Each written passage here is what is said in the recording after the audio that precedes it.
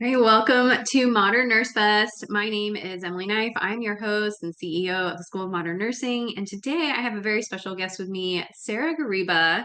She is a registered nurse on a mission and also a nurse educator of the Caregiver Hub. So we're going to be diving into her journey today and just to give you more information about how to be a modern nurse in the modern world. So thank you so much, Sarah, for joining us. Yay! So excited to have you. So tell us a little bit about your journey as we're just going to get right into the nitty-gritty and talk about your journey of becoming a modern nurse and how you got to the point where you're at now. So go ahead and give it to us. Give us the nitty-gritty of Sarah. Awesome. First of all, thanks for having me. Super excited to be part of Modern Nursing Fest. Yeah, so I started as a nurse in Ottawa, Ontario, in Canada, and I worked mainly gen surge, and I loved it. I loved being in that surgical environment. And then eventually I was like, I kind of wanted to travel. I wanted to experience different cultures. So I ended up finding a job in the Middle East and moved to Abu Dhabi, and I was working there for about 7 years.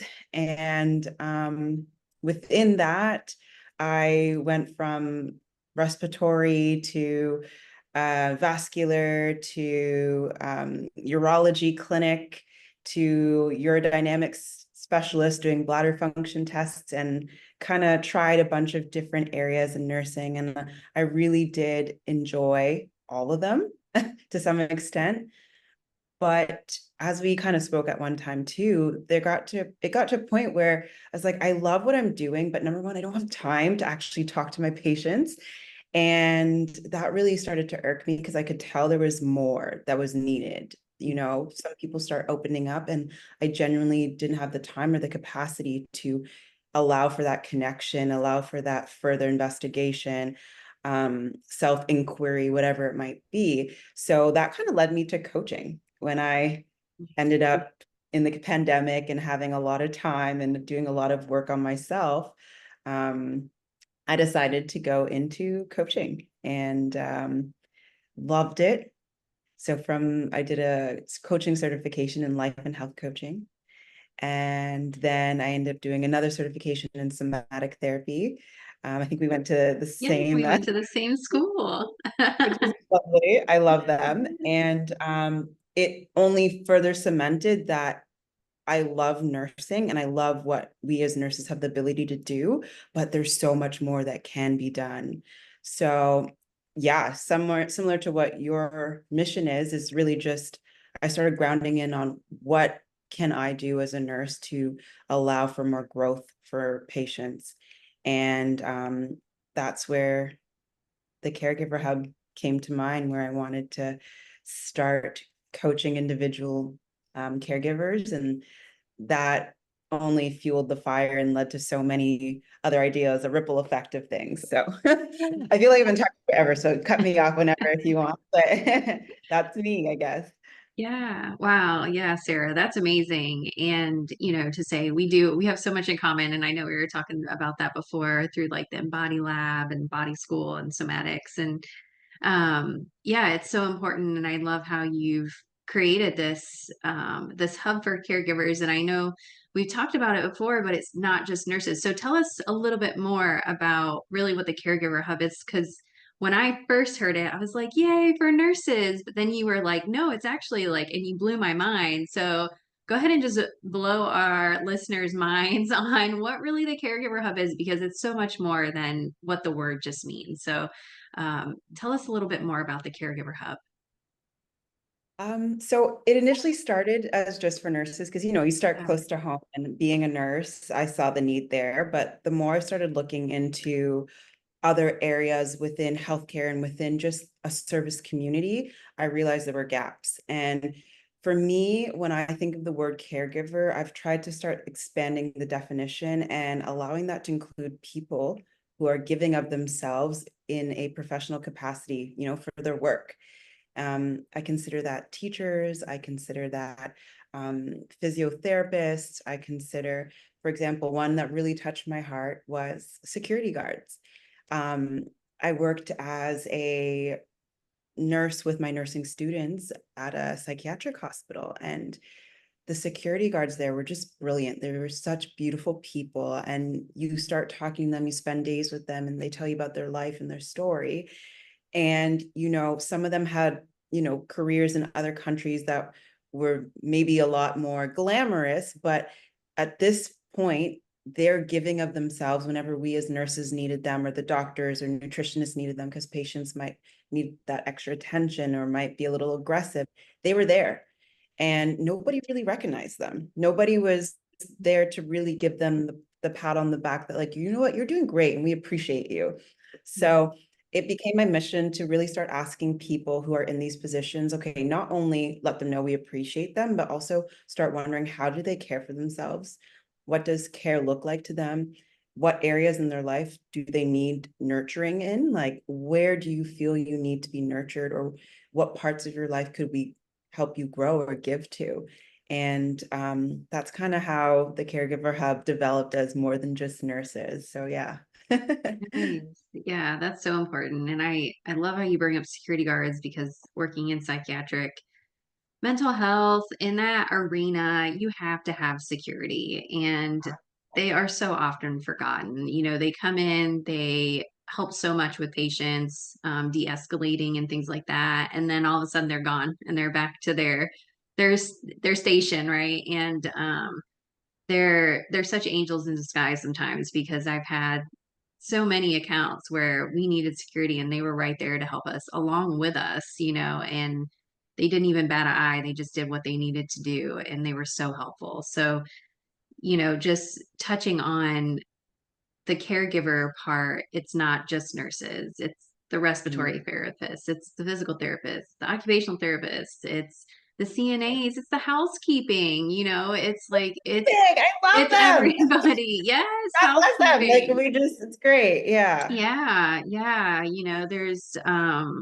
There's been so many times that I've helped housekeeping clean up stuff and they're like, you don't have to help. And I'm like, what do you mean? Like, we're a team, And so yeah, so security guards and housekeeping are some of my favorite people because they are just so there when you need them, and then they all of a sudden disappear and you're like, whoa, they came in, they did their thing, and now they're gone. And they don't want recognition. Sometimes they're just like, no, I'm just doing my job. And it's just like, wow, Yeah. like such great humans. So, thank you for including all caregivers into the Caregiver Hub, because it is so important. It is so important not just to serve our patients and then the patients' caregivers.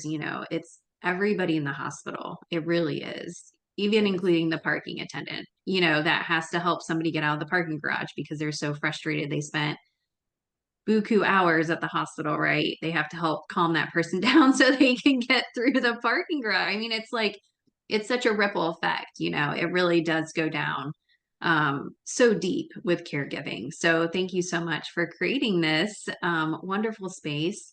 And Yeah. so, what are some of the offerings that you offer in the Caregiver Hub, and what does that look like for people to access, what you provide in the Caregiving Hub? So, first of all, I agree with everything you just said. And thank you. Of course. So I offer one-on-one coaching. I typically have just a clarity catalyst program. And it's a 2-session program just to help people kind of get really specific about what they need. I found for me, that was what I enjoyed coaching the most, was just like having a real talk, sitting down and narrowing down, like, what is it that you need at this point, and trying to figure out a plan, because not everybody wants an extended program. So I do that.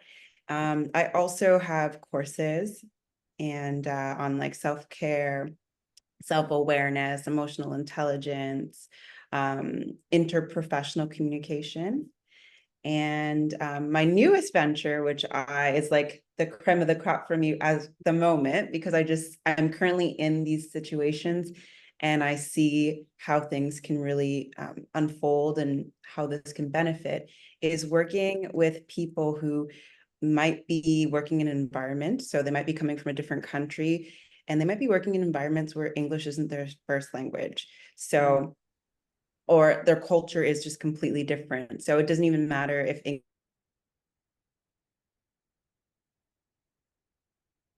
learning how to work as a team in those environments. So acquiring those soft skills, I think is really beautiful. So those are the main offerings I have, and just workshops as well. So it's those main ones, I'd say. Yeah, that's amazing. And those are also needed. And especially like you were talking about the therapeutic communication piece. I know in teaching nursing students, like even that is hard for English speaking or American nursing students to understand, like, hey, we got to validate somebody. Hey, you've got to, not be on the defensive and be like, why? There are ways to go around, asking people what you need to get out of them in a very nice manner that um yeah, it might come across a little bit different if you're from a different country where their dialect is different and how they speak is different and maybe even their eye contact is way different. And some of these things we don't think about until you get into the cultural side of nursing.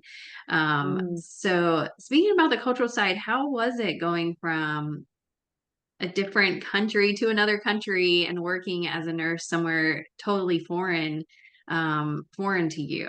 Tell us how that's been, that journey. Ooh, okay. So I won't lie to you. In the beginning, I was like, what have I gotten myself into? Wow. Yeah. Because mind you, the UAE is such a multicultural place. So I've probably worked with people from at least 15 to 20, if not more, different countries. Wow. So you're constantly encountering people from everywhere, which is great. But like we just spoke about, there's those huge culture barriers. Um, that do make a big impact, even just the way you deal with maybe a Muslim family who has coming from a cultural background that where, especially here in the UAE, because the traditions are very, things have changed in the past 5 years, I'd say, but you might ask permission or you might get certain consents from a male elder in the family. So there's some cultural norms that you have to be aware of, the tone, everything, not shaking hands. Some men are a lot more religious, for example. So you might meet somebody and offer your hand to be shaken, and that's a no-no for this person or that family. So just having that awareness of myself and their culture, that took time. So that was probably the most difficult thing, was adjusting and not taking things personally and just being aware of the situation. But it was also hard with not being near family, and missing certain milestones and whatnot. But overall, it's been such an amazing learning experience that like I would do it all over again for sure. That's so Mhm. amazing. Yeah, that's so cool. I always have loved the cultural aspect of nursing and just like all the wonderful people that we get to have encounters with at such a vulnerable time too. It's such a vulnerable time and you really get the best and the worst of people at those times. So how for listeners and for nurses and for nursing students that do want to venture out to international waters, what was kind of the process for you? I know it's a little bit different if you're in Canada or America or even another country, but what kind of process did you go through in order to obtain that job there? So initially, I actually went through an agency, Okay. and they mainly recruit Canadian and American nurses. So it was Helen Ziegler. And that was like, gosh, in 2015, I applied first and then again in 2016. So um, it's a really long application process, I won't lie.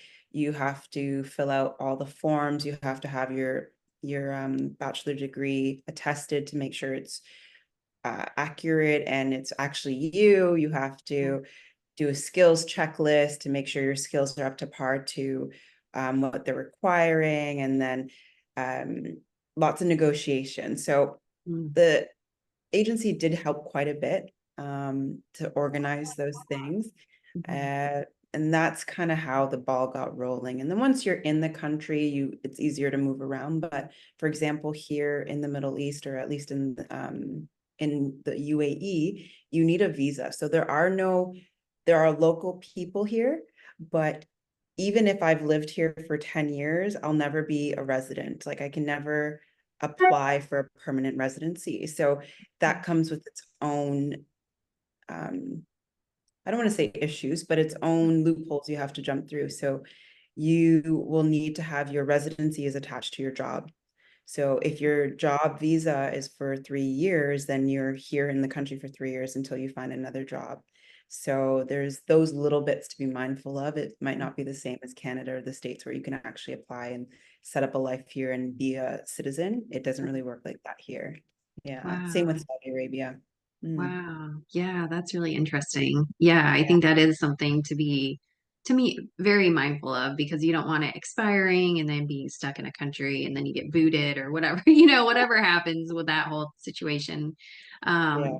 But yeah, that's really interesting. And I think it sounds similar to when I went through travel nursing, but I'm pretty sure you had way more documents. It sounds like on top of really like the skills because that's pretty common too. Like which is very nerve-wracking. I remember like taking the NCLEX and being like, "Yay, I'm done taking tests," and then getting into these nursing jobs, and they're like, "Oh, we need you to take a skills test," and I was like, "Wait, what? I already took a test. Like, why do I need to take another test?"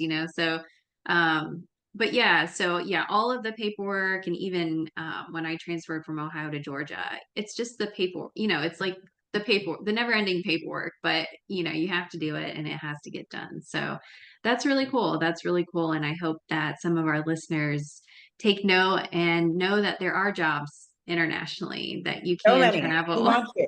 Yeah. Yeah. Just like, let's go, let's go, let's send you over there. So, yeah, I know a lot of nurses are looking for change, especially during this time, whether they want to leave nursing or they're just like tired of bedside or just looking for a change in general. So, international nursing might be an option. It might be an option for you. And Sarah is happy, I'm sure, to talk about that with you. You can get in with her coaching sessions, and you can get in on that, and she can guide you through that too. Um, so yeah, thank you for that. And I think it's so amazing, nursing in different cultural realms, whether it be in the United States or internationally. I think it's always great to do yourself due diligence as a nurse and actually like read about the culture, have Mm, somebody to talk to you that's like a guide of the culture, right? I think that's so imperative because we only learn a tiny bit of cultural nursing. It's not even enough in nursing school. Um, they touch on like the main ones that are going to be on the NCLEX, like the main questions, but they don't really dive into, the cultures themselves. So, I know when I was nursing with the Somalian culture, I I had to dive into that culture because I felt like such an outsider and they just mhm. wouldn't bring their walls down unless I did that, and I see it amongst Yeah. um like the Hispanic culture and the cultures that are such a melting pot here in the United States, but we might not understand them depending on what culture we're from, right? So it's so important. And like the handshaking, I remember having I was taking care of a male and he didn't want me to touch him. He couldn't have other females touching him. So I had to direct his wife on how to do a certain maneuver and have him move in the bed because I couldn't touch him. So, like you said, just to not take things personally because there's going to be so many things in nursing that are just going to hit you and Yeah. grind on your heart and you just have to be like that is not my folder, that is not my that is not my box to take care of. I just need to set it down and walk away. So what are some tips that you have maybe for nurses and student nurses to not take things so personally? Because I'm sure you ran into that quite a bit being in international territory. What are some things maybe that nurses can do to try to not take things so seriously or so personal? Do you have some tips or tricks that you can have our listeners try out? Honestly, this is where I'm going to plug the somatic nursing skills. Yes. I Yeah. think that is what saved my life, to be honest. Like, well, I don't think I know. I was someone who just in general took things personally. And having to learn to regulate my nervous system and understand that what I was experiencing something sometimes was not even as relevant to the situation, or it was just I need to expand my perspective or what this could mean or not make assumptions. it was really a process of self-inquiry and start reflecting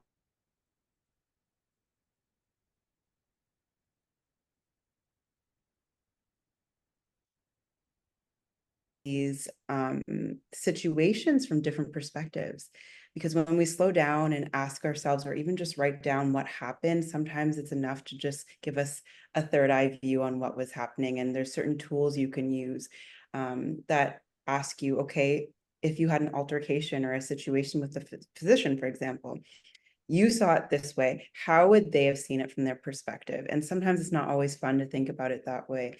But if you can, when you look back, you can maybe, it causes a bridge. So for me, I would say tools like having the self-awareness to know, okay, maybe I need to take a step back or pause. Learning tools like breath work or breathing, or knowing that, okay, if I'm feeling a little hyperstimulated and I'm not in a do or die situation like a code, I can take 2 minutes, go to the bathroom, take a few breaths, and recenter myself before I deal with a situation. Um, just the little things. And I think sometimes with all the work we can do, it gets overwhelming. But when we strip it all back, it's just knowing yourself, knowing how you react in situations, and knowing what tools to apply when you're in those situations so you can deal with anything from a more grounded place. I would say that's how I've kind of navigated.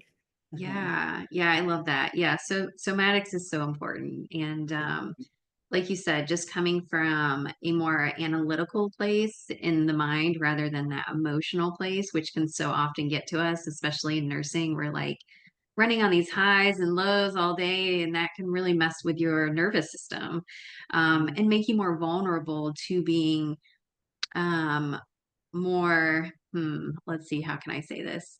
Just more personally affected. If a patient throws a tray at you or calls you a bad word or whatever, complains about your care, your service, even though it was a 10 out of 10 and it was perfect, but you know, patients are in such a vulnerable position and they don't feel good. And what is there to be so happy and grateful about? Although somatics does teach that, like, let's be in the present moment, right? Instead of in the past and present or future. And so, yeah, I think that's lovely. And I think that's such great advice is getting to know yourself, getting to know what you're triggered. Triggers are figuring out how to work through those triggers. And then, like, what are some modalities that help you kind of calm that nervous system down? So that being said, we're going to go ahead and calm our nervous systems down. So I can lead or you can lead. Do you want to lead us in a little bit of mini breath work here just to start off our day or continue our day, wherever our listeners are at in this moment? Would that be cool with you?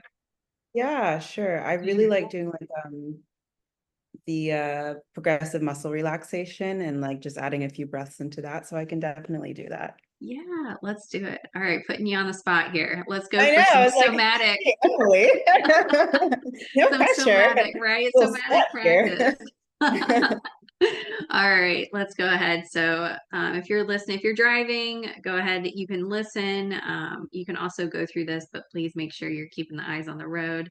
But maybe come back to this time in the episode so you can actually do this breath work with us. So, go ahead and take it away, Sarah.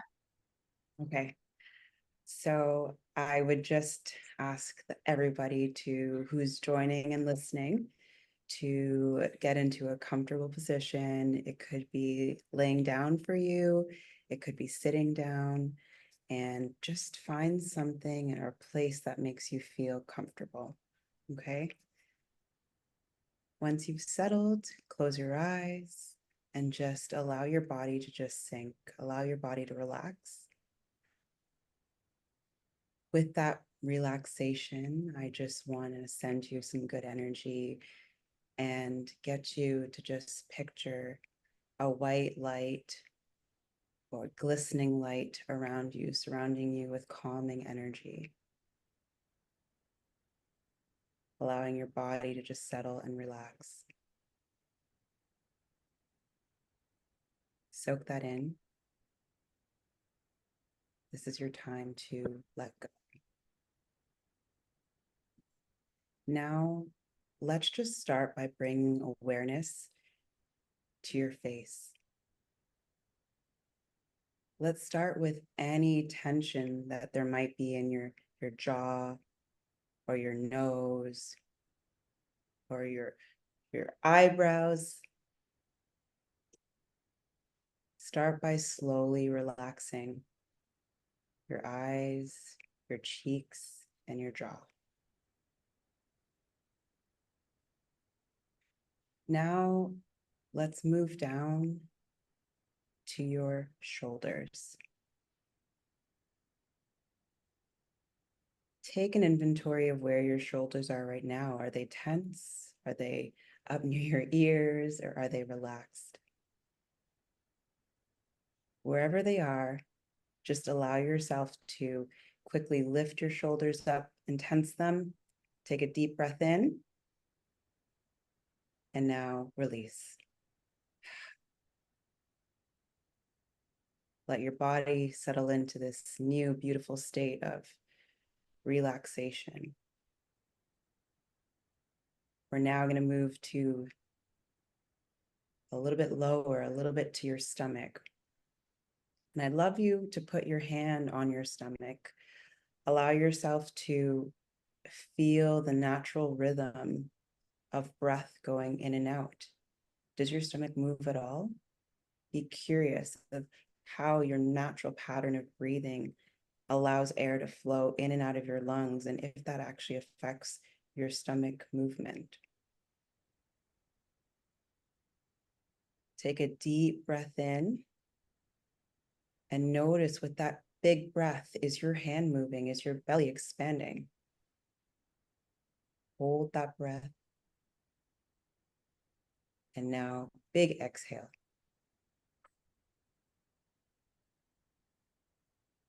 We're going to keep moving down. We're going to go all the way to your feet. I'm going to get you to wiggle your toes a little bit. Crunch your toes like you're picking up a towel with your toes. Hold that crunch for about 2 or 3 more seconds and then release.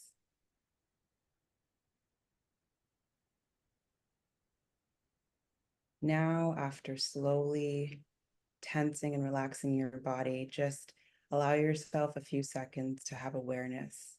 What's coming up for you? Any nervousness? Is it your body talking to you? If so, what do you feel? Are there any thoughts coming up for you? If so, what are the thoughts? Sitting in this silence or these positions can be uncomfortable, and that's okay. It's about listening and witnessing. Whenever you're ready, you can open your eyes and come back to join Emily and I. And I just want to thank you for taking the time to participate. Thank you. So Thank you. good. Yeah. I feel so calm now. I can start my day. You can end your day. I can start my day. This is I can great. end my day, yeah. So yeah, that's just a little taste of what you can get from Sarah in the Caregiver Hub and her coaching sessions, and how she interweaves somatics and so many other great modalities into her nursing practice to help you become your best self.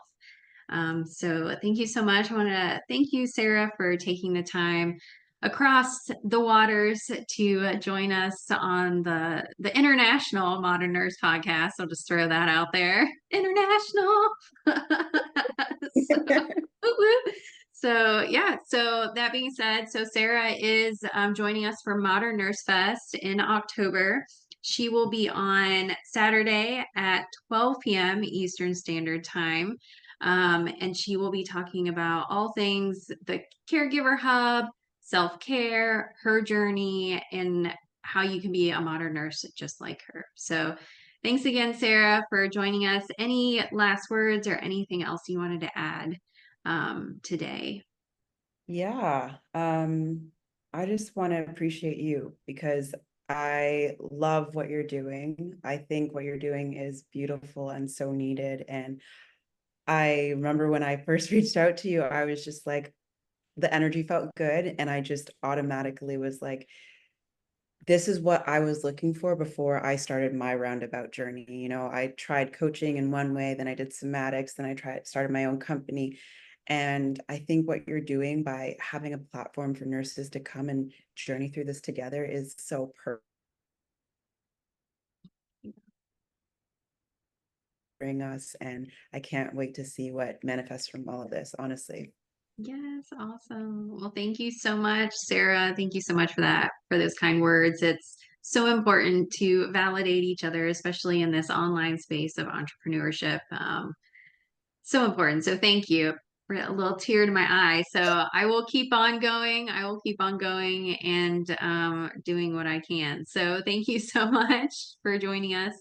And My again, you pleasure. guys, yeah, you guys can see Sarah again. Join us for Modern Nurse Fest.